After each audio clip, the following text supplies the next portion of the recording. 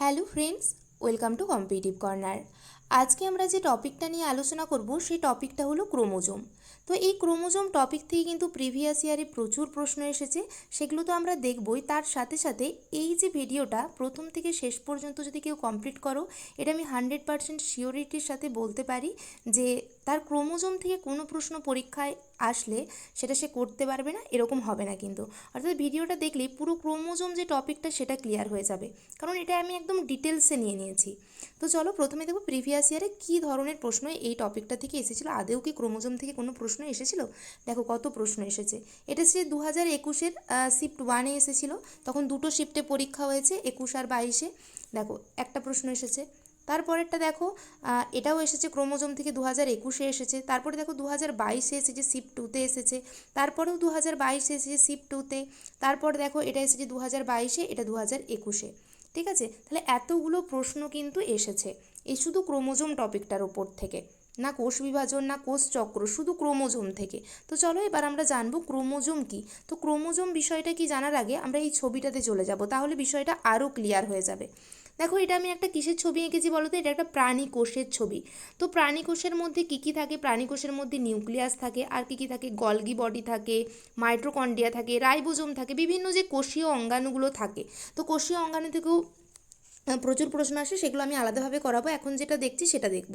তাহলে দেখো এই যে নিউক্লিয়াস, দেখো নিউক্লিয়াসটা আমি একটা এঁকে নিয়েছি, এই যে গোল মতো যেটা, সেটা হচ্ছে নিউক্লিয়াস। এবার নিউক্লিয়াসের মধ্যে দেখো কি আছে, এই যে গোল এই জায়গাটাকে দেখাচ্ছে, এই যে গোল মতো, এটা হচ্ছে নিউক্লিওলাস। ওকে, নিউক্লিয়াসের মধ্যে কি থাকছে? নিউক্লিওলাস থাকছে। আর দেখো এই যে জালিকার মতো যে আকারে রেড কালারের আমি পেন দিয়ে এঁকে নিয়েছি, সেটাকে কি বলছে? নিউক্লিয় জালক। এবার দেখো বলছি এই যে নিউক্লিয় জালকটা, এটাকে আমরা টেনে বাইরে বের করব। এটা তো কুণ্ডলীকৃতভাবে আছে, তো এই কুণ্ডলীকৃতভাবে না রেখে এটাকে যদি আমরা টেনে বের করি, ধরো বাইরে বের করলাম, তখন তাহলে কি হবে? তখন কি গঠনটা হবে? এই কুণ্ডলীকৃত আকারটা দেখো, তখন এই গঠনটা হবে। অর্থাৎ কি হলো না, নিউক্লিয় যে জালক আছে সেটাকে যখনই আমরা টেনে বাইরে বের করছি, তখন গঠনটা এইরকম একটা গঠন আমরা পাবো। তো দেখো প্রথমে এই গঠনটা দেখেই তোমরা বুঝতে পারছো যে এটা কিসের গঠন? এটা হচ্ছে ডিএনএর গঠন, তাই না? দ্বিতন্ত্রী যে ডিএনএ আছে সেই ডিএনএর গঠনটা দেখো। দেখো এই যে দ্বিতন্ত্রী ডিএনএ, অর্থাৎ যে নিউক্লিয় জালক সেখান থেকে দ্বিতন্ত্রী ডিএনএটা বেরোলো এইভাবে।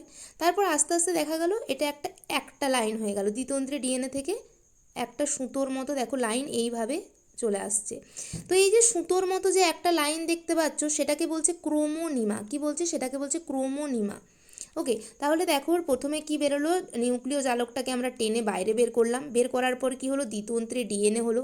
তারপর ডিএনএটা আরও প্যাঁচালো হতে হতে হতে হতে একটা যখন একটা রেখাতে এলো, তখন সেটাকে ক্রোমোনিমা বলছে। এবার দেখো এই যে পাশে গোল গোল মতো দেখো আমি কিছু দিয়েছি, এটাকে কি বলে বলো তো? এটাকে বলছে হিস্টোন প্রোটিন। কি বলছে? এই যে এই জায়গাটাকে বলছে হিস্টোন প্রোটিন। ওকে, হিস্টোন প্রোটিন খুব ইম্পর্ট্যান্ট একটা জায়গা, হিস্টোন প্রোটিন। একটু সময় নিয়ে দেখলে পুরো ক্রোমোজোম ক্লিয়ার হয়ে যাবে। Histone protein. এবার এই যে হিস্টোন প্রোটিনগুলো কি হচ্ছে, এবার এই যে প্যাঁচগুলো আছে, প্যাঁচানো জায়গাগুলো, এগুলোতে জমা হতে থাকছে। জমা হতে হতে হতে হতে কী গঠন করছে? ক্রোমোমিয়ার। তাহলে কি হলো? ডিএনএ, ডিএনএ থেকে হলো ক্রোমোনিমা, তারপর হলো ক্রোমোমিয়ার। এবার দেখো এই যে ক্রোমোমিয়ার, এবার আস্তে আস্তে এইভাবে আরও প্যাঁচালো হতে হতে হতে হতে হতে হতে হতে হতে হতে এইরকম একটা গঠন কিন্তু গঠন তৈরি করছে। ওকে, এরকম একটা গঠন তৈরি করছে। তো এটাই হচ্ছে ক্রোমোজোম। ওকে, এটাই কি? এটাই হচ্ছে ক্রোমোজোম। তো এই যে এই গঠনটাকে আমি যদি ভালো করে করি, তো সেটাই হয়ে যাবে ক্রোমোজোম। দেখো আমি আঁকছি, তাহলে বুঝতে পারবে। দেখো এটাই হয়ে যাবে ক্রোমোজোম। ক্রোমোজোমটা তাহলে কেমন দেখতে হয়? এই রকম হচ্ছে ক্রোমোজোমটা দেখতে। দেখো এটাকে আমি সুন্দর করে আঁকলাম, তো এটাই হচ্ছে ক্রোমোজোম। ওকে, তো এই যে বাহুগুলো, এগুলোকে কি বলে বলো তো? এগুলোকে বলে ক্রোমাটিড। তাহলে ক্রোমোজোমে যে বাহুগুলো থাকে তাদেরকে কি বলে? ক্রোমাটিড। ক্রোমাটিড। আর এই যে মাঝে গোল মতো যে অংশটা থাকে, এটাকে কি বলছে? এটাকে বলছে সেন্ট্রোমিয়ার। কি বলছে? সেন্ট্রোমিয়ার। সেন্ট্রোমিয়ার। ওকে, তাহলে এটা হলো ক্রোমোজোম। ক্রোমোজোমে যে দুটো বাহু থাকে তাকে বলে ক্রোমাটিড। দুটো বাহু বলতে এই বাহুগুলো থাকে, এটা আবার যখন বিভাজন হয়ে যাবে তখন চারটে হয়ে যাবে। তারপরে এই যে মাঝে গোল মতো সেন্ট্রোমিয়ার। এবার দেখো একটা জিনিস আমরা জানবো, সেটা কি না, সেটা হচ্ছে এই যে দেখো এখানে আমি একটা ছবি এঁকেছি এবং এই দুই দিকে এইভাবে দাগ দিয়ে দিয়েছি। এইভাবে দাগ দিয়েছি, কেন দাগ দিয়েছি দুইভাবে? তো বলছে দেখো কোনো ডিএনএর যদি কোনো একটা অংশকে আমরা কেটে নিই তাকে আমরা জিন বলবো। তাহলে এটা তো একটা ডিএনএর ধরো এই অংশটাকে আমি কেটে নিয়েছি, ডিএনএর কোনো একটা অংশকে যখন আমরা কেটে নেব সেই অংশটাকে কিন্তু কি বলছে, জিন বলে। তাহলে আশা করি জিন কাকে বলে, জিনকে কি বলা হয় থাকে, বংশগতির বাহক, ধারক এবং বাহক, তাই তো। তাহলে কোনো ডিএনএর একটা অংশকে যখন আমরা কেটে নিচ্ছি তাকে কি বলছে, জিন। এবার দেখো আমরা চলে আসবো প্রথমে একদম সংজ্ঞাটাতে, যে ক্রোমোজোম কাকে বলে বা এখান থেকে কী কী প্রশ্ন হতে পারে। তো ক্রোমোজোম কি বলছে, নিউক্লিয়াস মধ্যস্থ ক্রোমাটিন জালক। এটা খুব ইম্পর্টেন্ট, এটা পরীক্ষাতে প্রশ্ন আসে যে ক্রোমোজোম কি থেকে সৃষ্টি হয়। ক্রোমোজোম সৃষ্টি হয় ক্রোমাটিন জালক থেকে। তাহলে কি থেকে সৃষ্টি হয় ক্রোমোজোম সৃষ্টি হয় ক্রোমাটিন জালক থেকে। তাহলে নিউক্লিয়াস মধ্যস্থ ক্রোমাটিন জালক থেকে সৃষ্ট নিউক্লিয় প্রোটিন দ্বারা গঠিত কোষ বিভাজনের সময় দৃশ্যমান যে সূত্রাকার অংশ জীবের বংশগত বৈশিষ্ট্যগুলোকে বংশানুক্রমে বহন করে ও প্রজাতির পরিব্যক্তি, প্রকরণ, বিবর্তনে মুখ্য ভূমিকা নেয় তাকেই ক্রোমোজোম বলে। তাহলে এখান থেকে কি কি প্রশ্ন আসতে পারে সেটা হচ্ছে ইম্পর্টেন্ট। তো এখান থেকে যে প্রশ্নটা আসতে পারে সেটা হচ্ছে ক্রোমোজোম কি থেকে সৃষ্টি হয়, ক্রোমাটিন জালক থেকে সৃষ্টি হয়, এবং এটা কি প্রোটিন দ্বারা গঠিত, এটা হচ্ছে নিউক্লিয় প্রোটিন দ্বারা গঠিত। আর এখান থেকে আরেকটা কি হতে পারে না, ক্রোমোজোমের কাজ কি বা ক্রোমোজোম কি করে, এটা হচ্ছে বংশগত যে বৈশিষ্ট্যগুলো সেগুলো বংশানুক্রমে বহন করে এবং প্রজাতির যে পরিবৃক্তি, প্রকরণ, বিবর্তন এগুলোতে মুখ্য ভূমিকা গ্রহণ করে হচ্ছে ক্রোমোজোম। তাহলে আশা করি ক্রোমোজোম কি, ক্রোমোজোমের ছবি, ক্রোমোজোম কিভাবে সৃষ্টি হয় এগুলো আমাদের ক্লিয়ার হলো। তারপরে দেখো এই ছবিটা আমরা একটু ভালো করে দেখব। তো এটাও একটা ক্রোমোজোমের ছবি। তাহলে আমরা এতক্ষণ দেখলাম কি ক্রোমোজোমটা কেমন দেখতে হয়, এই রকম একটা দেখতে হয়। তাহলে ছবিটা কি আলাদা দেওয়া আছে না, ছবিটা তাহলে দুটো দুটো বাহু দেওয়া আছে কেন, কারণ ছবিটাতে এই ক্রোমোজোমটা বিভাজিত হয়েছে। ক্রোমোজোমটা বিভাজিত যখনই হয়ে যাচ্ছে তখন কি হয়ে যাবে, বিভাজন করলে এই দিকে দেখো ক্রোমাটিড দুটো দুটো হয়ে যাচ্ছে, ব্যাস এই গঠনটাই দেখো, এই গঠনটা। তাহলে এই যে তখন ছিল এই ক্রোমোজোমটা বিভাজিত হয়ে এটা গঠন করেছে।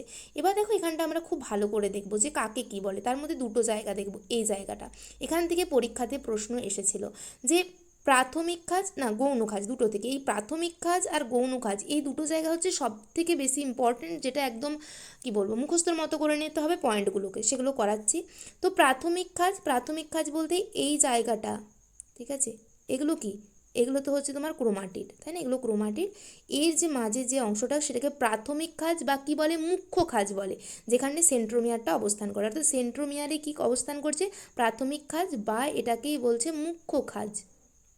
ওকে, মুখ্য খাজ। আর দেখো নিচের দিকে আছে গৌণ খাজ, এই জায়গাটাকে গৌণ খাজ বলে, যেটা নর গঠন করে, NOR, নিউক্লিওলার অর্গানাইজার রিজিয়ান, এটা গঠন করে। এবং গৌণ খাজের পরেই দেখো একটা ফোলা মতো জায়গা আছে, এটাকে বলছে স্যাটেলাইট। এই তিনটে জায়গা মনে রাখবে, কি বললাম। তাহলে এই যে সেন্ট্রোমিয়ারেই কিন্তু কি অবস্থান করছে, প্রাথমিক খাজ বা মুখ্য খাজ। গৌণ খাজটা কি, গৌণ খাজ কি গঠন করে, এটা পরীক্ষাতে অলরেডি তোমাদের চলে এসেছে প্রশ্নটা, যে NOR যে কে গঠন করে, কোন খাজ, প্রাথমিক খাজ নাকি গৌণ খাজ, তো অবশ্যই গৌণ খাজ হবে। আর গৌণ খাজের নিচের দিকে যে ফোলা মতো অংশটা থাকে তাকেই বলছে স্যাটেলাইট। তারপর চলো প্রিভিয়াস ইয়ারটা পরে দেখছি, প্রশ্নগুলো প্রিভিয়াস ইয়ার লাস্টে আসবো। তারপর দেখো বলছি ক্রোমোজোমের সংখ্যা। ক্রোমোজোম কি চেঞ্জ হতে পারে কারো, না, ক্রোমোজোম অলওয়েজ ধ্রুবক থাকবে, ঠিক আছে। একটা নির্দিষ্ট প্রজাতির ক্রোমোজোম সংখ্যা সবসময় ধ্রুবক থাকে, অর্থাৎ যে প্রজাতির যেটা ক্রোমোজোম সংখ্যা সেটাই কিন্তু থাকবে, তার কোনো চেঞ্জ হবে না, অর্থাৎ ক্রোমোজোম সংখ্যা সবসময় ধ্রুবক থাকে। এবার দেখো সবথেকে ইম্পর্টেন্ট জায়গা যেখান থেকে বিভিন্ন অঙ্ক দেয় পরীক্ষাতে এটা এটা এই এখান থেকে প্রশ্ন এসেছে, ঠিক আছে। এই তিনটে জায়গা একদম খুব ভালো করে করতে হবে। একটা হচ্ছে জনন কোষ বলতে কোনটাকে বোঝাচ্ছে, শুক্রাণু, ডিম্বাণু। তাহলে এই যে জনন কোষে ক্রোমোজোম একক সংখ্যক সেটে অর্থাৎ হ্যাপ্লয়েড সেটে থাকে। হ্যাপ্লয়েড সেট বলতে কি বোঝায়, হ্যাপ্লয়েড সেট বলতে N, ঠিক আছে, হ্যাপ্লয়েড মানে হচ্ছে N সংখ্যক সেটে থাকে, ঠিক আছে। এবার জনন কোষ বলতে তাহলে কারা, শুক্রাণু বা ডিম্বাণু। তো এটা মনে রাখবে, জনন কোষ দিয়ে তোমরা খাতাতে পয়েন্ট করে নেবে শুক্রাণু বা ডিম্বাণু, কারণ প্রশ্নতে ওটাই দেয়। তাহলে এর যদি এত ক্রোমোজোম হয় তাহলে শুক্রাণু ক্রোমোজোমের সংখ্যা কত, তোমরা আমি দেখাচ্ছি, প্রিভিয়াস ইয়ারে এসেছিল প্রশ্নটা এটাই। তারপরে দেখো দেহকোষ কী করছে না, দেহকোষে ক্রোমোজোম দুটি হ্যাপ্লয়েড সেট অর্থাৎ ডিপ্লয়েড সেট থাকে। ডিপ্লয়েড সেট বলতে কি না 2N, ওকে, হ্যাপ্লয়েড মানে হচ্ছে এন আর ডিপ্লয়েড মানে হচ্ছে 2n। এবার দেখো শস্য নিউক্লিয়াস, শস্য নিউক্লিয়াসে ক্রোমোজোম কি সেটে থাকে? ট্রিপ্লয়েড সেটে থাকে, অর্থাৎ 3n সেটে থাকে। এই প্রশ্নটা খুব ইম্পর্টেন্ট, শস্য নিউক্লিয়াসে হচ্ছে ক্রোমোজোম কি সেটে থাকে? 3n। এখান থেকেও কিন্তু প্রশ্ন আসতে পারে, অর্থাৎ এই তিনটে জায়গা কিন্তু খুব ইম্পর্টেন্ট, এখান থেকে প্রশ্ন আসতে পারে। তারপর দেখো ক্রোমোজোমের প্রকারভেদ দেখব। ক্রোমোজোমকে আমরা কয় ভাগে ভাগ করতে পারি? তো দেহ গঠন ও লিঙ্গ নির্ধারণের বৈশিষ্ট্য অনুসারে ক্রোমোজোমকে আমরা দুভাগে ভাগ করতে পারি। একটা হচ্ছে অটোজোম আর একটা হচ্ছে সেক্স ক্রোমোজোম। তো অটোজোম কি করে? অটোজোম আমাদের দেহ গঠনে সাহায্য করে, ঠিক আছে? অটোজোম কি করছে? আমাদের যে দেহ গঠন হচ্ছে, দেহ গঠনে সাহায্য করছে। ওকে, দেহ গঠনে সাহায্য করছে। আর এই যে সেক্স ক্রোমোজোম আমাদের লিঙ্গ নির্ধারণে সাহায্য করছে। ওকে, আমাদের লিঙ্গ নির্ধারণে সাহায্য করে। এবার দেখো আমরা চলে যাব অটোজোম আর সেক্স ক্রোমোজোম কি বিষয়টা। অটোজোম কি বললাম? আমাদের দেহ গঠনে সাহায্য করে। এর মধ্যে কিন্তু কোনো যৌন জননকারী প্রাণীদের ক্ষেত্রে স্ত্রী ও পুরুষদের দেহকোষে যে ক্রোমোজোমগুলি যৌন বৈশিষ্ট্য ছাড়া অন্যান্য বৈশিষ্ট্য বহন করে, তাহলে এরা কি? এরা কিন্তু যৌন বৈশিষ্ট্য বহন করতে পারে না। ওকে, এটা কিন্তু পারে না, ঠিক আছে? তাহলে অটোজোম কী করে? শুধুমাত্র দেহ গঠনে সাহায্য করে। তার জন্য এই ক্রোমোজোমটাকে বলা হয় থেকে দেহ ক্রোমোজোম বা অটোজোম বা সোমাটিক ক্রোমোজোম, অর্থাৎ প্রত্যেকটা নাম মনে রাখতে হবে। যেই সোমাটিক ক্রোমোজোম সেই অটোজোম সেই দেহ ক্রোমোজোম। এবার দেখো মানুষের দেহে কতগুলো ক্রোমোজোম থাকে আর তার মধ্যে অটোজোম কতগুলো থাকে। দেখো মানুষের 46টি বা 23 জোড়া ক্রোমোজোম থাকে। তাহলে যদি বলে মানুষের কত জোড়া ক্রোমোজোম থাকে, তাহলে মানুষের কটা থাকে? না 23 জোড়া। কিসে দিয়েছে আগে থেকে প্রশ্নটা? অনেক সময় থাকে 23টি, 46টি, ঠিক আছে, এভাবে দিয়ে দেয়। তখন অনেকে কী করে? টিটাকে কিছু না ভেবে নেয় যে এটাই ঠিক, 23 জোড়া। তাহলে কি বলেছে আগে দেখতে হবে, 23 জোড়া বলেছে না 46 জোড়া বলেছে। তাহলে যদি জোড়াতে থাকে প্রশ্নে তখন করবে 23 জোড়া, আর যদি টিতে থাকে তাহলে হবে 46টি, ঠিক আছে? এবার দেখো তাহলে কটি হবে? এটা হবে 46টি মানুষের। এবার তার মানে অটোজোম কতগুলো আছে? অটোজোম আছে 44টি আছে। তাহলে 46টার মধ্যে দেহ গঠনকারী ক্রোমোজোমই হচ্ছে 44টি বা 22 জোড়া। দেখো 44টি বা 22 জোড়া হচ্ছে অটোজোম থাকে। তাহলে 22 জোড়া যদি অটোজোম থাকে তাহলে সেক্স ক্রোমোজোম ক জোড়া থাকবে? এক জোড়া থাকবে, তাই না? মেলাতে হবে তো। তাহলে সেক্স ক্রোমোজোম হচ্ছে এক জোড়া, মানে কটা? দুটি। তাহলে দেখো মানুষের 46টি বা 23 জোড়া ক্রোমোজোম থাকে, যার মধ্যে 44টি বা 22 জোড়া হচ্ছে অটোজোম আর এক জোড়া হচ্ছে সেক্স ক্রোমোজোম। তারপরে দেখো আমরা চলে যাব সেক্স ক্রোমোজোমে চলে যাব। তাহলে সেক্স ক্রোমোজোম আমাদের কিসে সাহায্য করে? আমাদের লিঙ্গ নির্ধারণে সাহায্য করে, ঠিক আছে? অর্থাৎ কে পুরুষ হবে কে স্ত্রী হবে সেটা কি সাহায্য করছে? এই সেক্স ক্রোমোজোম। তাহলে দেখো বলছে যেসব ক্রোমোজোম জীবের লিঙ্গ নির্ধারণে সাহায্য করে তাদের কিন্তু সেক্স ক্রোমোজোম বা অ্যালোজোম বা হেটেরো ক্রোমোজোম বলা হয় থাকে। খুব ইম্পর্টেন্ট যে নামগুলো আছে সেগুলো। তাহলে সেক্স ক্রোমোজোমের অপর নামই কি? না অ্যালোজোম বা হেটেরো ক্রোমোজোম। এবার দেখো মানুষের সেক্স ক্রোমোজোম এক জোড়া, পুরুষ দেহে মানুষের সেক্স ক্রোমোজোম হচ্ছে এক জোড়া, ঠিক আছে? এটা পূর্ণচ্ছেদ। তারপরে বলছে পুরুষ দেহে এগুলো হচ্ছে XY এবং নারী দেহে এগুলো হচ্ছে XX। তাহলে দেখো কোনো সন্তান যখন সে কি হবে, সে ছেলে হবে না মেয়ে হবে, কার উপর ডিপেন্ড করে? সেটা কিন্তু পিতার উপর ডিপেন্ড করে। অর্থাৎ কোনো একটা যখন আমাদের বাচ্চা হচ্ছে তখন সেটাকে মায়েদের উপর দোষ চাপিয়ে দেওয়া হয়। যে বারবার আগেকার দিনে কী হতো, মেয়ে হলে কী করতো না, মায়েদেরকে দোষ দেওয়া হতো যে তোমার জন্য মেয়ে হচ্ছে না। এটা কিন্তু ভুল, কারণ মেয়েদের কিছু করারই নেই। মেয়েদের দুটোই যে ক্রোমোজোম থাকছে সেক্স ক্রোমোজোম, সে দুটোই হচ্ছে XX আর পুরুষদের থাকে XY। তাহলে যখন এই এক্সের সাথে যদি পুরুষদের থেকে X আসে তাহলে কী হবে? XX হলে তখন কী হবে না কন্যা সন্তান হবে। আর যখন যদি Y আসে তাহলে এদের দেহে তো Xই আছে, তাহলে Xের সাথে Y যখন হবে তখন কী হবে? সেটা হবে পুত্র সন্তান। তাহলে এই যে সন্তান কি হবে, কন্যা হবে না পুত্র হবে, তাহলে কার উপর ডিপেন্ড করছে? পুরোটাই কিন্তু পিতার উপর ডিপেন্ড করছে। তারপরে দেখো আমরা চলে যাব ক্রোমোজোমের গঠনে। ক্রোমোজোমের গঠনটা কিন্তু খুব ভালো করে মনে রাখতে হবে এবং এটা আমার মনে হয় ছবি দেখে বেশি ভালো মনে থাকবে। দেখো এই জায়গাটা একটু দেখে নেবে। ক্রোমোজোমের গঠন কোষ বিভাজনের মেটাফেজ দশা, এটা মনে রাখতে হবে যে কোন দশায় ভালোভাবে ক্রোমোজোমের গঠনটা বোঝা যায়। কোন দশায়? না মেটাফেজ দশায়। কোষ বিভাজন তো করাবোই, খুব বড় একটা চ্যাপ্টার, প্রচুর প্রশ্ন এসেছে। 2025-এও প্রচুর প্রশ্ন এসেছে, এটা 2026-এর পরীক্ষা। এর আগের বছরও কিন্তু কোষ বিভাজন থেকে ভালো প্রশ্ন এসেছে। তো দেখো কোষ বিভাজনের মেটাফেজ দশায় ক্রোমোজোম সবচেয়ে বেশি কুণ্ডলীকৃত অবস্থায় থাকে বলে একে সুস্পষ্টভাবে দেখা যায়। মেটাফেজ দশায় ক্রোমোজোমের নিম্নলিখিত অংশগুলি পরিলক্ষিত হয়। তাহলে কোন দশায় ক্রোমোজোমের গঠনটা একদম ক্লিয়ারভাবে বোঝা যায়, পরিষ্কারভাবে বোঝা যায়, এটাও কিন্তু প্রশ্নে আসতে পারে। সেটা হয়ে যাবে কোন দশায়, না মেটাফেজ দশায় বোঝা যায়। এবার দেখো না কি কি দেখতে পাওয়া যায়, একটা ক্রোমোজোমে কি কি থাকে, ক্রোমাটিড থাকে, ক্রোমোমিয়ার থাকে, মুখ্য খাঁজ থাকে, সেন্ট্রোমিয়ার থাকে, গৌণ খাঁজ থাকে, স্যাটেলাইট থাকে, টেলোমিয়ার থাকে। এখান থেকে ক্যাটাগরি 2 প্রশ্ন আসতে পারে যে নিম্নোক্ত কোনটি ক্রোমোজোমের গঠনে দেখতে পাওয়া যায়, ধরো বা ক্রোমোজোমে দেখতে পাওয়া যায় ক্রোমাটিড, ক্রোমোমিয়ার, মুখ্য খাঁজ, গৌণ খাঁজ। ধরো 4টে অপশান, তাহলে 2টো অপশান দিয়ে দিল, ধরো ক্রোমোমিয়ার, স্যাটেলাইট, আরও 2টো অন্য জায়গা থেকে দিয়ে দিল। তাহলে তোমরা যদি জানো যে ক্রোমোজোমের গঠনে কে কে থাকে ক্রোমোজোমের ছবিতে, তাহলেই কিন্তু করতে পারবে। তারপরে দেখো এই ছবিটা আমরা আরেকটু দেখে নেব। এটা কি বলো তো, এটা হচ্ছে একটা এটা দিয়ে আছে, এটা একক নয়, এটা হচ্ছে একটা ক্রোমোজোম। ক্রোমোজোমটা বিভাজিত হয়েছে, একক ক্রোমোজোম নয়, একক ক্রোমাটিড বিশিষ্ট নয়। এটা দেখো 2টো করে আছে, বিভাজিত হয়েছে। এই দেখো এই যে সেন্ট্রোমিয়ার, জানো তো এই যে অংশটাকে, এটাকে কাইনেটোকোর অঞ্চল বলে। এই দেখো চাকতির মতো একটা অংশ হয়ে যাচ্ছে না, এটা আমি আবার পরে করাচ্ছি। এই অঞ্চলটাই কি বলে জানো তো, এই চাকতির মতো অংশটাকে একটু ছবিটা দেখে নাও, তাহলে পরে মনে থাকবে যখন করাবো। এটাকে বলে কাইনেটোকোর অঞ্চল। কি বলে, কাইনেটোকোর অঞ্চল বলা হয়ে থাকে। তাহলে এই যে কাইনেটোকোর অঞ্চলটা কোথায় দেখতে পাওয়া যায়, প্রাথমিক খাঁজ বা মুখ্য খাঁজে দেখতে পাওয়া যায়। এই যে অংশটাকে সেন্ট্রোমিয়ারও বলা হয়ে থাকে। তারপর এই যে বাহুগুলোকে ক্রোমাটিড বলে।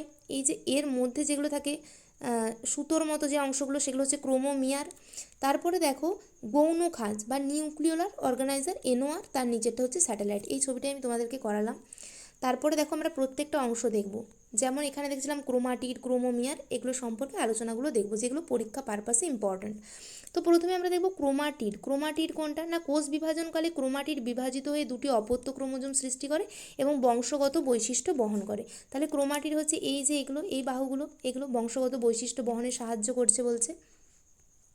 তারপরে দেখো যে জায়গাটা খুব ইম্পর্টেন্ট এবং এখান থেকে পরীক্ষায় কিন্তু প্রশ্ন আসতে পারে, গৌণ খাঁজ থেকে অলরেডি পরীক্ষায় প্রশ্ন চলে এসেছে, তো এবার কিন্তু তোমাদের মুখ্য খাঁজ থেকেও পরীক্ষায় প্রশ্ন আসতে পারে। তাহলে মুখ্য খাঁজটা ছবিটা তো তোমরা দেখলে যে মুখ্য খাঁজ, যার অপর নাম হচ্ছে প্রাথমিক খাঁজ। এবার দেখো বলছে এটি ক্রোমোজোমের সেন্ট্রোমিয়ার সংলগ্ন অংশের খাঁজ, একদমই তাই, সেন্ট্রোমিয়ার সংলগ্ন অংশের খাঁজ। দেখো ছবিটা দেখলেই বুঝতে পারবে। এই যে দেখো প্রাথমিক খাঁজ কোথায় থাকে, এই যে সেন্ট্রোমিয়ার, এই জায়গাটাকেই তো সেন্ট্রোমিয়ার বলছে, মাঝের যে গোল অংশটা সেটাই তো সেন্ট্রোমিয়ার। এই সেন্ট্রোমিয়ারে কে থাকছে, না প্রাথমিক খাঁজ বা আমাদের মুখ্য খাঁজ থাকছে। তারপরে দেখো এটা কি করে, সেন্ট্রোমিয়ারকে ধারণ করে। এই খাঁজ, যে খাঁজটা থাকছে সেই খাঁজটাই কিন্তু সেন্ট্রোমিয়ারকে ধারণ করে। তাহলে যদি পরীক্ষায় প্রশ্ন আসে, না ক্রোমোজোমের যে সেন্ট্রোমিয়ারকে ধারণ করে কোন খাঁজ, তাহলে সেটা হচ্ছে মুখ্য খাঁজ বা প্রাথমিক খাঁজ। তারপরে দেখো মুখ্য খাঁজে কাইনেটোকোর থাকে, ওই যে কাইনেটোকোর চাকতির মতো যে অংশটা আমি বললাম, এইরকম যে অংশটা, সেটাই কাইনেটোকোর। সেটা কোথায় থাকে, কাইনেটোকোর অঞ্চল কোথায় দেখতে পাওয়া যায়, সেটাও কিন্তু মুখ্য খাঁজেই দেখা যায়। তারপরে দেখো এই খাঁজের নিউক্লিওলাস উৎপাদনে কোনো ভূমিকা থাকে না। ভেরি ভেরি ইম্পর্টেন্ট, যে নিউক্লিওলাস উৎপাদনে কার ভূমিকা থাকে, মুখ্য খাঁজে না গৌণ খাঁজে। তো সেটা হয়ে যাবে গৌণ খাঁজ, কারণ মুখ্য খাঁজের কিন্তু কোনো ভূমিকা থাকে না, এটা মনে রাখতে হবে। এবার দেখো 4 নম্বর পয়েন্টটা আমরা দেখব কি বলছে, এই খাঁজে হবে, এই খাঁজে সেন্ট্রোমিয়ার থাকায় বেমতন্তুর সঙ্গে সংলগ্ন থাকে। একদমই তাই, বেমতন্তু কোথায় গঠিত হবে, যেখানেই সেন্ট্রোমিয়ার থাকবে। তাহলে সেন্ট্রোমিয়ার যদি না থাকে সেখানে কি বেমতন্তু গঠন হতে পারবে, পারবে না। তাহলে কি না, এই খাঁজে সেন্ট্রোমিয়ার থাকায় বেমতন্তুর সঙ্গে কিন্তু সংলগ্ন থাকে। তাহলে মুখ্য খাঁজ বিষয়টা ক্লিয়ার হলো। এবার দেখো আমরা চলে আসবো কাইনেটোকোর অঞ্চল। কাইনেটোকোর অঞ্চলে একটা প্রশ্ন আসে এখান থেকে, যে দুটো প্রশ্ন আসে। একটা হচ্ছে কাইনেটোকোর অঞ্চলটা কোথায় অবস্থান করে, কোন খাঁজে, মুখ্য খাঁজে না গৌণ খাঁজে। তো অবশ্যই সেটা হচ্ছে মুখ্য খাঁজ বা প্রাথমিক খাঁজে অবস্থান করে। কাইনেটোকোর হচ্ছে এই চাকতির মতো যে অংশটা, ঠিক আছে।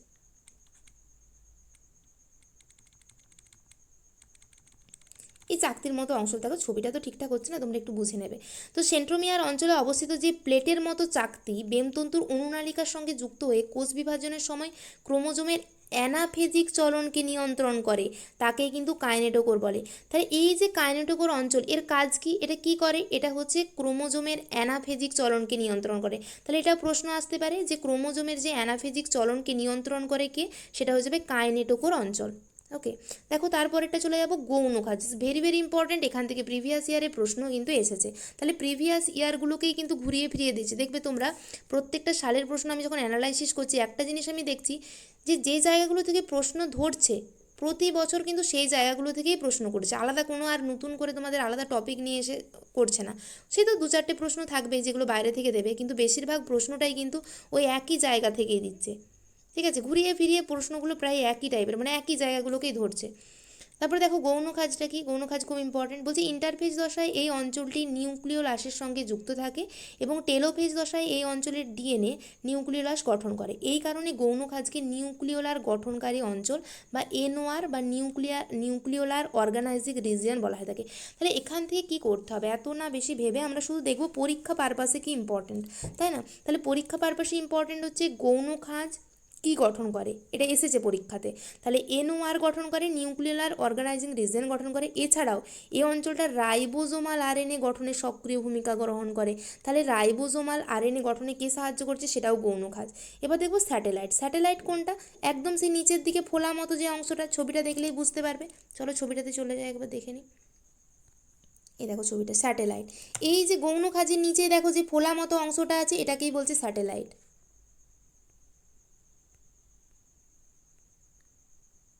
তাহলে দেখো এই যে স্যাটেলাইট, গৌণ খাজযুক্ত ক্রোমোজোমের গৌণ খাজের পরবর্তী ক্ষুদ্র ফোলা অংশটাকে স্যাটেলাইট বলে। তাহলে এই স্যাটেলাইটযুক্ত ক্রোমোজোমকে স্যাট ক্রোমোজোম বলে। ঠিক আছে, তাহলে স্যাটেলাইটযুক্ত যে ক্রোমোজোম তাকে কী বলা হয়ে থাকে, স্যাট ক্রোমোজোম বলা হয়ে থাকে। আর এটা হচ্ছে গৌণ খাজের পরেই কিন্তু থাকে একটা ফোলা মতো অংশ। এবার দেখো একটা জিনিস দেখবো, এই যে ছবিটা দেখবো, এই ছবিটা একটু ভালো করে দেখে নাও। এই ছবিটা কি, এটা হচ্ছে একক ক্রোমাটিড বিশিষ্ট ক্রোমোজোম। এর আগেরগুলো যেগুলো দেখছিলাম সেগুলো হচ্ছে দ্বি ক্রোমাটিড বিশিষ্ট ক্রোমোজোম, আর এগুলো যেগুলো আমরা দেখবো সেটা হচ্ছে একক ক্রোমাটিড বিশিষ্ট ক্রোমোজোম। তাহলে দেখো এই যে টেলোমিয়ার একদম শেষ প্রান্ত, তারপরে দেখো গৌণ খাজ যেটা নিউক্লিওলার অর্গানাইজার রিজিয়ন গঠন করছে বা এনওআর গঠন করে, এগুলো হচ্ছে ক্রোমাটিড বাহুগুলো। মুখ্য খাজ বা সেন্ট্রোমিয়ার, এই অংশটা গৌণ খাজ। স্যাটেলাইট, দেখো গৌণ খাজ তো থাকতেই পারে, অনেক একাধিক গৌণ খাজ দেখা যাবে। আর এটা হচ্ছে স্যাটেলাইট। ওকে, নিচে ক্ষুদ্র মতো ফোলা মতো অংশটা। তারপরে দেখো গৌণ খাজের এই পয়েন্টগুলো খুব ভালো করে করতে হবে। মুখ্য খাজ আর গৌণ খাজের পরীক্ষায় প্রশ্ন আসলে এখান থেকে আসবে। এখান থেকে আরেকটা নিতে হবে, NOR। এগুলো আমি আগেরবারও করিয়েছি, যারা আগেরবার করেছো তারা শুধু খাতাগুলো যে নোট ডাউন করা থাকে, তাহলে সে এই ভিডিওটার সাথে একবার রিভাইজ করে নেবে, তাহলেই হবে। গৌণ খাজ কি, গৌণ খাজ হচ্ছে এটি ক্রোমোজোমের মুখ্য খাজ ছাড়া অপর খাজ। একদমই তাই, মুখ্য খাজ বা প্রাথমিক ছাড়া খাজ ছাড়া আরেকটা যে খাজ থাকে সেটাই হচ্ছে গৌণ খাজ। গৌণ খাজে কি থাকে, কাইনেটোকোর থাকে না, কাইনেটোকোর থাকে কি থাকে না, সেটা মুখ্য খাজে থাকে। এবার দেখো এই খাজ নিউক্লিওলাস উৎপাদনের সঙ্গে জড়িত, ভেরি ভেরি ইম্পর্টেন্ট। আর একটা হচ্ছে আরএনএ উৎপন্ন করে। আরএনএ উৎপন্ন করে বলতে রাইবোজোমাল আরএনএ উৎপন্ন করে। আর এই খাজ হচ্ছে বেমতন্তুর সঙ্গে সংলগ্ন হয় না। কি করে বেমতন্তুর সাথে সংলগ্ন হবে, কারণ এখানে তো সেন্ট্রোমিয়ারই থাকে না। সেন্ট্রোমিয়ার কোথায় থাকে, মুখ্য খাজে থাকে। তাহলে এখানে যেহেতু সেন্ট্রোমিয়ার থাকে না, তাই এটা বেমতন্তুর সঙ্গে সংলগ্ন হয় না। আর এটা কি করে না, NOR গঠন করে, অর্থাৎ নিউক্লিওলার অর্গানাইজার রিজিয়ন গঠন করে। তারপরে চলে আসবো সেন্ট্রোমিয়ারের অবস্থান অনুসারে ক্রোমোজোম কয় রকমের হয়ে থাকে। এখান থেকেও প্রিভিয়াস ইয়ারে প্রশ্ন এসেছে। তো দেখো সেন্ট্রোমিয়ারের অবস্থান অনুসারে ক্রোমোজোমকে 4 ভাগে ভাগ করা যায়। ঠিক আছে, একটা হচ্ছে মেটাসেন্ট্রিক ক্রোমোজোম। মেটাসেন্ট্রিক ক্রোমোজোম দেখো ছবিটা আমি আঁকি, তাহলে তোমরা বুঝতে পারবে।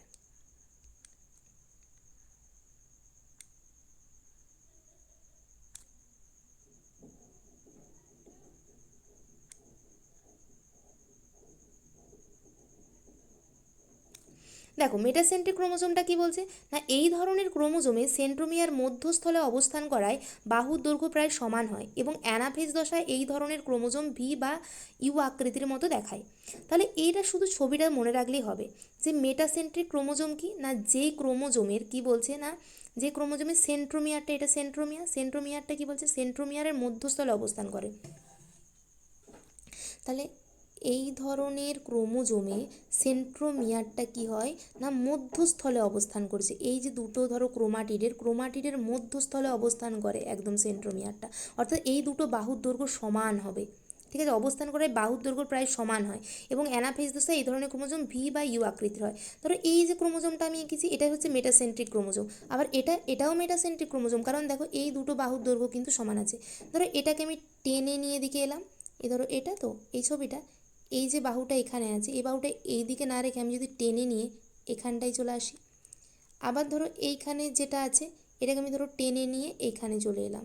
ঠিক আছে, এই দুটো তখন কেটে দাও, চলে এলাম তো, তখন দেখো এই যে আকৃতিটা গঠন করছে, তো বাহু দুটো সমান হতে হবে, ঠিক আছে, বাহু দুটো সমান হতে হবে। তাহলে এই যে দেখো আকৃতিটা কেমন হচ্ছে, ভি বা ইউ, এটাই মনে রাখতে হবে, কারণ এখান থেকেই প্রশ্ন এসেছে যে নিম্নোক্ত এই আকৃতির যে ক্রোমোজোমটা এটা কি কি chromosome, metacentric, submetacentric, acrocentric, telocentric কোনটা। তাহলে মনে রাখবে যে মেটাসেন্ট্রিক ক্রোমোজোমের বাহুদ্বয় দুটো সমান হয় এবং এর আকৃতি ভি বা ইউ আকৃতির। ওকে, তারপরেরটা চলে যাব সাব মেটাসেন্ট্রিক। সাব মেটাসেন্ট্রিকটা কি না, এই ধরনের ক্রোমোজোমে সেন্ট্রোমিয়ার মধ্যস্থল থেকে সামান্য দূরে অবস্থান করে, অর্থাৎ সেন্ট্রোমিয়ার থেকে দাঁড়া, এটা একটা বাহু আর একটা ধরো এই বাহুটা, ঠিক আছে। দেখো এই বাহুটা একটু লম্বা করে দিই, ব্যাস। দুটো কি সমান হচ্ছে? দেখো দুটো সমান হচ্ছে না, কিন্তু হচ্ছে কি, তাহলে কি বলছে, এই ধরনের ক্রোমোজোমে সেন্ট্রোমিয়ার মধ্যস্থল থেকে সামান্য দূরে অবস্থান করে। দেখো মধ্যস্থল থেকে সামান্য দূরে, কারণ এর মধ্যে অবস্থান করছে কি, দুটো বাহুর দৈর্ঘ্য সমান হচ্ছে কি, হচ্ছে না, ঠিক আছে। এবার দেখো এই আকৃতিটা কিন্তু আমি এল আকৃতি দিতে পারি, ঠিক আছে, এলের গঠনটা দিতে পারি। দেখো দিচ্ছি আমি এলের গঠনটা। ওকে, এক মিনিট, আমার বোর্ডটা সরছে না। ধরো যেটা উপরে আছে, ধরো এই বড়টাকে আমি উপরে রাখছি। ওকে, এটা সেন্ট্রোমিয়ার, আর এদিকেরটা একটু ছোট, বেশি বড়, মধ্যস্থলে অবস্থান করছে। তাহলে এই যে আকৃতি, এটা কি আকৃতি, যে এল, আমি এটা যেমন যেমন করে খুশি আঁকতে তো পারি, দেখবে আঁকলেই যেভাবে হোক তোমরা ঘুরিয়ে পেঁচিয়ে আঁকবে, দেখবে এল গঠনই আসছে। তাহলে সাবমেটাসেন্ট্রিক ক্রোমোজোম কোনটা, না যে ধরনের ক্রোমোজোমে সেন্ট্রোমিয়ারটা কিনা মধ্যস্থল থেকে সামান্য দূরে অবস্থান করে, এর মধ্যে অবস্থান করছে কি না, একটু দূরে অবস্থান করছে। এই কারণে কি হয় না, একটা বাহু অন্য বাহুর চেয়ে কিছুটা বড় হয় আর একটা বাহু কিছুটা ছোট হয়।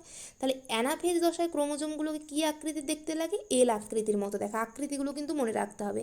তারপরেরটা দেখো অ্যাক্রোসেন্ট্রিক ক্রোমোজোম। অ্যাক্রোসেন্ট্রিক ক্রোমোজোমটা কিনা, এই ধরনের ক্রোমোজোমে সেন্ট্রোমিয়ার প্রায় এক প্রান্তে অবস্থান করায় দুটি অসমান বাহু সৃষ্টি হয়, মানে অর্থাৎ এই ধরো সেন্ট্রোমিয়ার একটা একদম ছোট আর একটা একদম লম্বা মতো।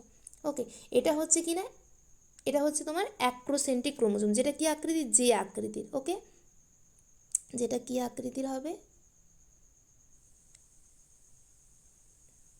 তোমার এরকম আকৃতি, অর্থাৎ যে এই ছোটোটাকে আমি যদি এদিকে বাঁকিয়ে দিই, তারপর এটা এটা, তাহলে যে আকৃতির যে ক্রোমোজোমটা, সেটাই কী বলা থাকে, অ্যাক্রোসেন্ট্রিক ক্রোমোজোম। ওকে, এই ধরনের ক্রোমোজোমে কী হয়, সেন্ট্রোমিয়ার প্রায় এক প্রান্তে অবস্থান করায় দুটি অসমান বাহু সৃষ্টি হয়। এটাও কিন্তু পরীক্ষা আসতে পারে যে কোন ক্রোমোজোমে সেন্ট্রোমিয়ার প্রায় এক প্রান্তে অবস্থান করায় দুটো অসমান বাহু সৃষ্টি হয়।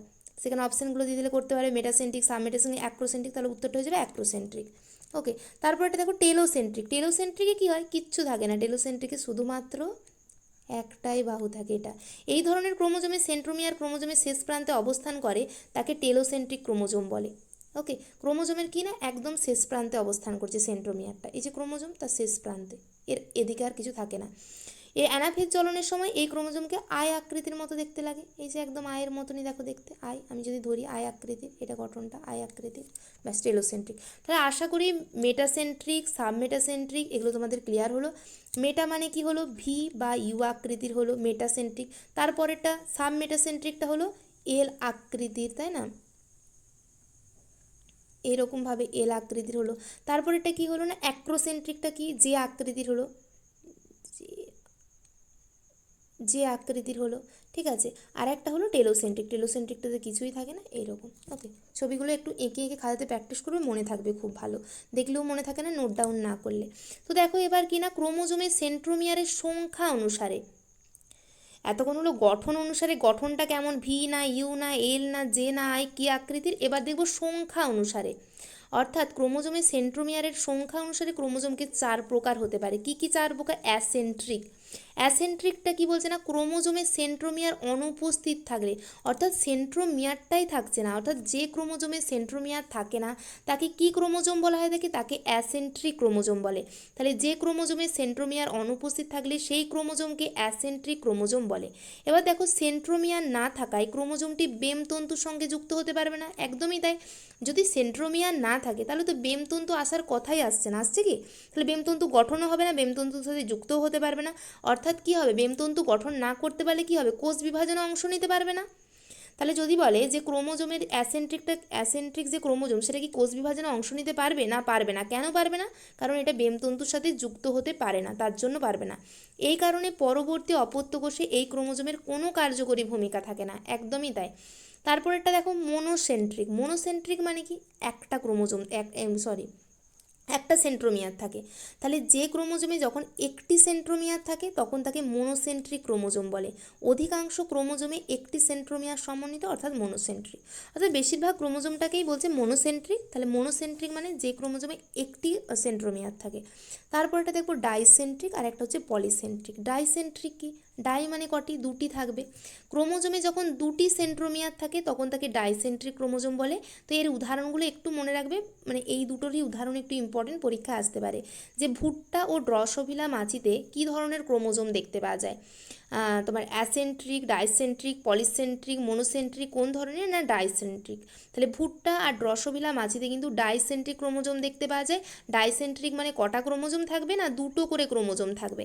তারপরে দেখবো পলিসেন্ট্রিক মানে কি? দুইয়ের বেশি মানে 3 হতে পারে, 4 হতে পারে, 5 হতে পারে, 6 হতে পারে, মানে দুইয়ের অধিক। তাহলে কি বলছে? না একটা ক্রোমোজোমে দুটির বেশি সেন্ট্রোমিয়ার থাকলে তাকে পলিসেন্ট্রিক ক্রোমোজোম বলে। এবার দেখো এই যে পলিসেন্ট্রিক ক্রোমোজোম দেখা যায় কিসে দেখতে পাওয়া যায়? এটা হচ্ছে পারপুরিয়া নামক একটা উদ্ভিদ আছে এবং গোলকৃমি নামক প্রাণীতে দেখতে পাওয়া যায়। তাহলে এই দুটোর উদাহরণ হচ্ছে ইম্পর্ট্যান্ট। একটা হচ্ছে ডাইসেন্ট্রিক, যেটা ভুট্টা আর ড্রসোফিলাতে দেখতে পাওয়া যায়, ড্রসোফিলা মাছিতে। আর একটা হচ্ছে পারপুরিয়া নামক উদ্ভিদে এবং গোলকৃমিতে দেখতে পাওয়া যায় হচ্ছে পলিসেন্ট্রিক ক্রোমোজোম। তাহলে এখান থেকে এই পারপাসে এই চারটে ইম্পর্ট্যান্ট। এবার দেখো আমরা এই জায়গাটা একটু দেখে নেব।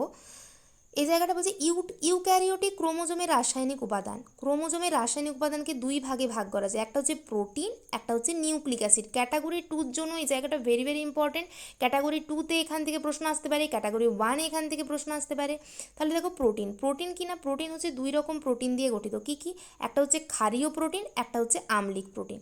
এবার ক্ষারীয় প্রোটিন কোনগুলো? অর্থাৎ একটা ক্রোমোজোম দুই ধরনের প্রোটিন দ্বারা গঠিত। কি কি প্রোটিন দ্বারা গঠিত? একটা হচ্ছে ক্ষারীয় প্রোটিন, একটা হচ্ছে আম্লিক প্রোটিন। এবার দেখো ক্ষারীয় প্রোটিনের মধ্যে কি কি থাকে? আর্জেনিন থাকে, হিস্টিডিন থাকে, লাইসিন থাকে। আম্লিক প্রোটিনের মধ্যে কি কি থাকে? ট্রিপ্টোফ্যান থাকে, টাইরোসিন থাকে। এবার এখান থেকে কীরকম প্রশ্ন আসতে পারে? যে ক্রোমোজোমে নিম্নোক্ত কোনটি ক্ষারীয় প্রোটিন? দাগ দাও। ক্রোমোজোমের কোনটি নিম্নোক্ত আম্লিক প্রোটিন? এবার ধরো ক্যাটাগরি 2-তে যদি দেয় যে নিম্নোক্ত কোনগুলি ক্ষারীয় প্রোটিন, তার মধ্যে আম্লিক প্রোটিনগুলো মিশিয়ে দিল। তাহলে তুমি যদি জানো যে ক্ষারীয় প্রোটিন কোনগুলো আর আম্লিক প্রোটিন কোনগুলো তাহলেই করতে পারবে। আর পরীক্ষায় দিলে না এগুলোই দেবে, এর বাইরে আর দেবে না। যেটা করাচ্ছি ক্রোমোজোম থেকে যদি কোনো প্রশ্ন আসে, এখানে যেটা করাচ্ছি তার বাইরে কোনো প্রশ্ন আসতে পারে না। তারপরে দেখো কি বলছে? Nucleic acid, DNA, deoxyribonucleic acid ও আরএনএ রাইবোনিউক্লিক অ্যাসিড হলো জিনগত উপাদান বহনকারী দুই ধরনের নিউক্লিক অ্যাসিড। ঠিক আছে? তাহলে নিউক্লিক অ্যাসিড তো দুই ধরনের, ডিএনএ আরএনএ করাবো। ডিএনএ আরএনএ থেকে প্রচুর প্রশ্ন এসেছে, তোমরাও জানো, এর আগেরবারও আমি করিয়েছিলাম। প্রচুর প্রশ্ন এসেছে ওখান থেকে। ওটা করাতে গেলে মিনিমাম 1 থেকে 1.5 ঘন্টা টাইম লাগবে, ওটা ধরে আমি করাবো ডিএনএ আরএনএটাও। তো নিউক্লিক অ্যাসিডটা কি না? ডিএনএ আর আরএনএ এই মানে এই জিনগত উপাদান বহনকারী দুই ধরনের নিউক্লিক অ্যাসিড। তারপরে দেখো এই জায়গাটা দেখো, খুব ইম্পর্টেন্ট জায়গা। এই জায়গাটা একদম ঠোঁটস্থ করে নিতে হবে। এটা ডিএনএ আরএনএতেও করাবো, তাও করাচ্ছি। ডিএনএ থেকে ডিএনএ তৈরির প্রক্রিয়াকে বলে রেপ্লিকেশন। রেপ্লিকেশন মানে কি? যখন একটা ডিএনএ থেকে আরেকটা ডিএনএ সৃষ্টি হচ্ছে সেটাকে বলছে রেপ্লিকেশন। এবার আবার ডিএনএ থেকে যখন আরএনএ গঠন হচ্ছে, ডিএনএ থেকে যখন আরএনএ গঠন হয় সেটাকে কি বলা হয়? সেটাকে বলে ট্রান্সক্রিপশন। এবার দেখো আরএনএ থেকে যেটা প্রোটিন তৈরির প্রক্রিয়া সেটাকে বলে ট্রান্সলেশন। এই তিনটে জায়গা খুব ইম্পর্টেন্ট। ডিএনএ থেকে ডিএনএ যখন গঠন হচ্ছে সেটাকে বলছে রেপ্লিকেশন। ডিএনএ থেকে আরএনএ যখন গঠন হচ্ছে সেটাকে বলছে ট্রান্সক্রিপশন। আরএনএ থেকে প্রোটিন যখন তৈরি হচ্ছে সেটাকে বলছে ট্রান্সলেশন। ওকে, তাহলে এই তিনটে জায়গা কিন্তু ক্লিয়ার করতে হবে। এবার দেখো এখানটা এই টোটাল যে প্রসেসটা, এটাকে কি বলছে বলতো? Central dogma of molecular biology. তাহলে এই যে পুরো ব্যাপারটা ডিএনএ থেকে কি হচ্ছে আরএনএ, আরএনএ থেকে প্রোটিন, এই পুরো যে প্রসেসটা এটাকে বলছে central dogma of molecular biology. তাহলে এই তিনটে জায়গায় কিন্তু মনে রাখতে হবে যে রেপ্লিকেশন কি, ট্রান্সক্রিপশন কি, ট্রান্সলেশন কি। তারপরে দেখো চলো আমরা কিছু প্রশ্ন করব, তারপর আমরা প্রিভিয়াস ইয়ার করব, তারপর আমরা কমপ্লিট করব। তাহলে দেখো জীবের দৈহিক বৈশিষ্ট্য নিয়ন্ত্রণকারী ক্রোমোজোমগুলিকে কী বলে? কী বলে? আমি তো প্রথমেই করেছিলাম যে দুই ধরনের ক্রোমোজোম থাকে, একটা হচ্ছে অটোজোম, একটা হচ্ছে সেক্স ক্রোমোজোম। অটোজোম কী করে? অটোজোম হচ্ছে এই যে জৈবিক যে দৈহিক বৈশিষ্ট্যগুলো সেগুলো হচ্ছে অটোজোম কী করে? নিয়ন্ত্রণ করে। আমাদের কতগুলো অটোজোম থাকে? 44টি থাকে, 22 জোড়া 44টি বা 22 জোড়া থাকে অটোজোম। ওকে, তারপরে প্রশ্নটা দেখো, ক্রোমোজোমে দুটি সিস্টার ক্রোমোটিডকে কে যুক্ত রাখে? কে রাখে? দুটো সিস্টার যে ক্রোমাটিডগুলো, এই যে এগুলো কে যুক্ত রাখছে মাঝে? এই গোল মতো এটাকে কী বলেছিলাম? সেন্ট্রোমিয়ার বলেছিলাম না? সেন্ট্রোমিয়ার। তাহলে অপশান বি হবে সঠিক উত্তর। নিজেরা করার চেষ্টা করো।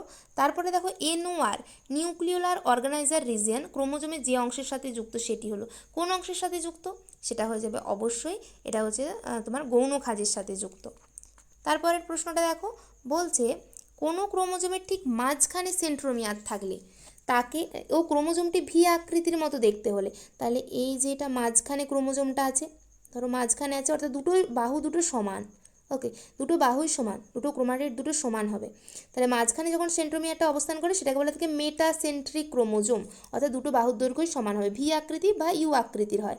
তারপর দেখো 5 নাম্বারটা আমরা দেখব, নিউক্লিয়াসের যে অংশ থেকে ক্রোমোজোম তৈরি হয় তা হলো, কি বলেছিলাম? ক্রোমাটিন জালক। একদম প্রথমে সংজ্ঞাতে গেলেই আমরা পেয়ে যাব যে নিউক্লিয়াসের যে অংশ থেকে ক্রোমোজোম তৈরি হয় সেটা হচ্ছে ক্রোমাটিন জালক থেকে তৈরি হয়। ভেরি ভেরি ইম্পর্টেন্ট প্রশ্নটা, এটা পরীক্ষায় দিতে পারে। তারপরে দেখো ক্রোমোমিয়ার থাকে। ক্রোমোমিয়ার কোথায় থাকে? ক্রোমোমিয়ার ক্রোমোজোমে থাকে, সেন্ট্রোজোমে থাকে, নিউক্লিওজোমে থাকে, সেন্ট্রিওলে থাকে। ক্রোমোমিয়ার থাকে কি? ক্রোমোজোমে থাকে, ক্রোমোজোমে টেলোমিয়ার, সেন্ট্রোমিয়ার, তারপর হচ্ছে ক্রোমোমিয়ার, মুখ্য খাঁজ, গৌণ খাঁজ, স্যাটেলাইট, এগুলো সব কিছু থাকে ক্রোমোজোমে। তারপর 7 নম্বর প্রশ্নটা অবশ্যই তোমরা কমেন্ট করে জানাবে, মানুষের জনন কোষে ক্রোমোজোম সংখ্যা কত?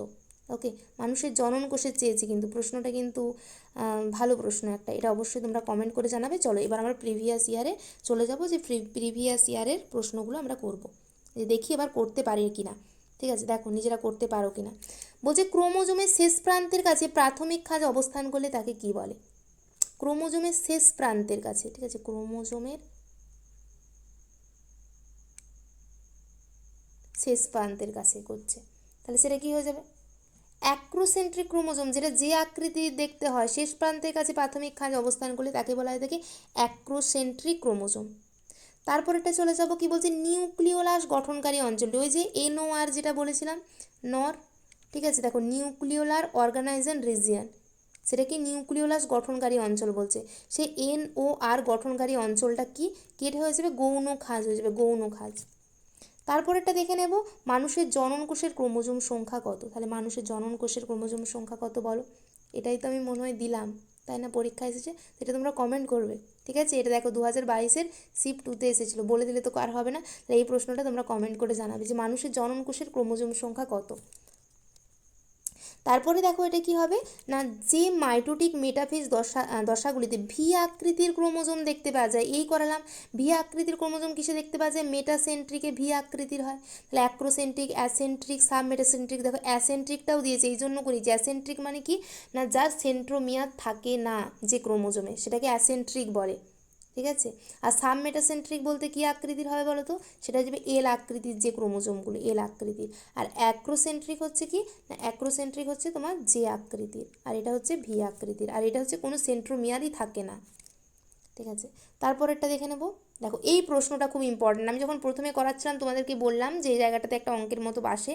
বলছে যদি উদ্ভিদের শস্যের ক্রোমোজোম সংখ্যা 3n সমান 27 হয়, তাহলে 3n সমান যদি 27 হয়, n সমান কত হবে বলো? 27/3, মানে কত হয়ে যাবে? 3 9 27, মানে 9 হবে। তাহলে বের করলাম।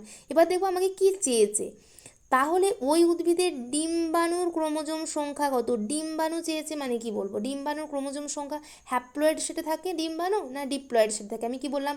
শুক্রাণু, ডিম্বাণু, এগুলো কি সেটে থাকে? এগুলো হ্যাপ্লয়েড সেটে থাকে, অর্থাৎ N সেটেই থাকে।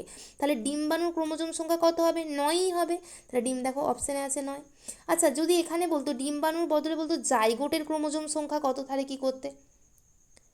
জাইগোট মানে কি? জাইগোট মানে কিন্তু ডিম্বাণু প্লাস শুক্রাণু। জাইগোট বলতে কি, একটা জাইগোট কখন গঠন হচ্ছে? শুক্রাণু প্লাস ডিম্বাণুকে নিয়ে, অর্থাৎ সেটা কি হয়ে যাবে? সেটা কিন্তু ডিপ্লয়েড সেটে থাকে, অর্থাৎ জাইগোট অলওয়েজ কি সেটে থাকে? 2n সেটে থাকে। তাহলে জাইগোট বললে কি হয়ে যেত? 2 গুণিত n এর মান 9, মানে 18 হয়ে যেত।